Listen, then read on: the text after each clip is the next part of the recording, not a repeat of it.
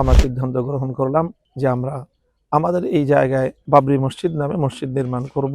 এই ঘোষণা প্রচারিত হওয়ার সঙ্গে সঙ্গে গোটা রাষ্ট্রযন্ত্রের মধ্যে ব্যাপক এক তোলপাড় সৃষ্টি হয়, যে সেই ঘটনাকে কেন্দ্র করে শুধু বাংলাদেশ নয়, বরং ভারত সরকারও আমাদের প্রতি ক্ষুব্ধ হয়েছে, ব্যক্তিগতভাবে আমার প্রতি রুষ্ট ছিল। এবং তারই ফলশ্রুতিতে আসলে 2021 সালে যখন মোদী বিরোধী আন্দোলন হলো, সেই আন্দোলনের প্রেক্ষিতে আমার উপর সরকারি ক্র্যাকডাউন নেমে আসলো এবং ভয়াবহ নির্যাতনের স্টিম রোলার আমাদের উপর পরিচালিত। আমরা যখন এখানে এই রাজধানী ঢাকার পশ্চিম প্রান্তে কেরানীগঞ্জের কলাতিয়ায় সুবিশাল পরিসরে আমরা একটি বিশ্ববিদ্যালয় মানের ইসলামী শিক্ষা প্রতিষ্ঠান গড়ার উদ্যোগ গ্রহণ করলাম, তো তখনই এখানে একটি স্বাভাবিকভাবে একটি মসজিদ নির্মাণ করতে হবে। তো আমরা চিন্তা করলাম যে এই মসজিদটি কিভাবে আমরা নির্মাণ করতে পারি। যেহেতু শাইখুল হাদিস আল্লামা আজিজুল হক রহমতুল্লাহ আলাইহির সন্তান আমি, তার সে আন্দোলন সংগ্রামের রক্তের স্রোত আমার ধমনীতে প্রবাহমান, যে বাবরি মসজিদের এই চেতনাটাকে আমাদের প্রজন্ম থেকে প্রজন্ম পর্যন্ত এটাকে জাগরুক রাখা প্রয়োজন।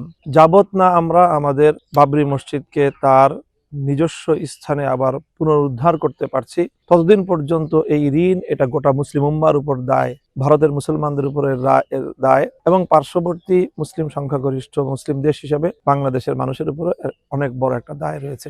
ইতিহাসের এই দায়, ঈমান এবং বিশ্বাসের এই দায় থেকেই আমরা আমাদের প্রজন্মে এবং পরবর্তী প্রজন্মের কাছেও আমাদের এই দায়ের বার্তা পৌঁছে দেওয়ার জন্যই আমরা সিদ্ধান্ত গ্রহণ করলাম যে আমরা আমাদের এই জায়গায় বাবরি মসজিদ নামে মসজিদ নির্মাণ করব এবং এর স্থাপত্য নকশার মধ্যে যে কোনোভাবে আমরা বাবরি মসজিদকে জাগিয়ে রাখার একটা উদ্যোগ আমরা গ্রহণ করব। এই ভাবনা থেকেই আমরা এটার উদ্যোগ গ্রহণ করি এবং এটাকে খুব সহজ এবং স্বাভাবিক একটা প্রক্রিয়ায় মনে করেছিলাম। এই হিসাবে 2020 সালে আমরা বাবরি মসজিদের ঘোষণা দিই এবং আমির হেফাজত তৎকালীন শাইখুল ইসলাম আল্লামা শাহ আহমদ শফি রহমতুল্লাহ আলীকে দাওয়াত দেই, তিনি এখানে ভিত্তিপ্রস্তর স্থাপন করবেন।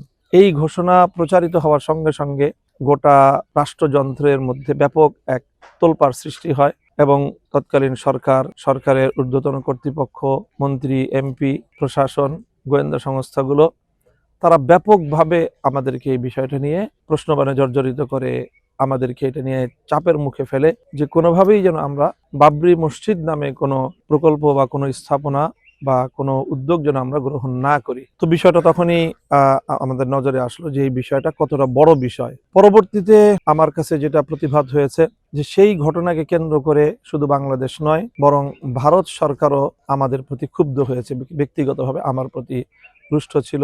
এবং তারই ফলশ্রুতিতে আসলে 2021 সালে যখন মোদী বিরোধী আন্দোলন হলো, সেই আন্দোলনের প্রেক্ষিতে আমার উপর সরকারি ক্র্যাকডাউন নেমে আসলো এবং ভয়াবহ নির্যাতনের স্টিম রোলার আমাদের উপর পরিচালিত